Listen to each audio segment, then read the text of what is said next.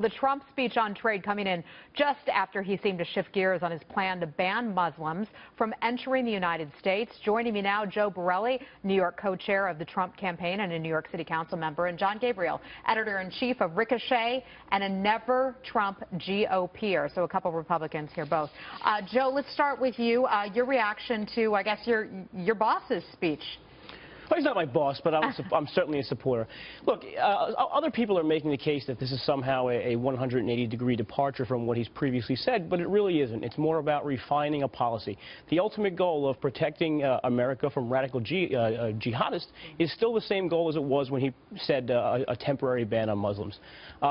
People around the country are actually thinking that this might not be the worst idea. You see attacks in Brussels from people coming from Syria through the EU to attack Belgium. There was a threat to a soccer game recently in the middle of the Euro. So this is what's on people's minds. I think he's refined it in a way that will make it more palatable to the American public, and that's not a bad thing. All right. Let's bring in John here. John, you're a Republican. Now that he's altered his position somewhat, although we still haven't heard a lot of specifics about it, would that get you on board with Donald Trump?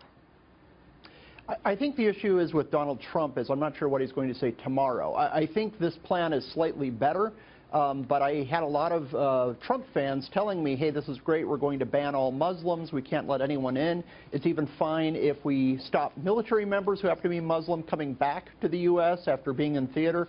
And I just think that's a bad idea. I'm glad that he's moderated his position a bit.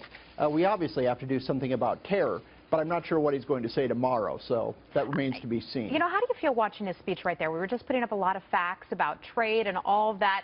You know, does he seem to be doing a better job? It seemed like a far more serious speech on his part. It seemed to be reading from a teleprompter there. What's your take on it? I think it's a lot more serious. I think he is doing this pivot. I have to say, though, at sometimes I felt like I was listening to a Bernie Sanders speech with all the forces aligned against us. I think the main problem with trade and why our economy has stunk for so long, going back with Democratic and Republican administrations, is too much government. It's not too much freedom.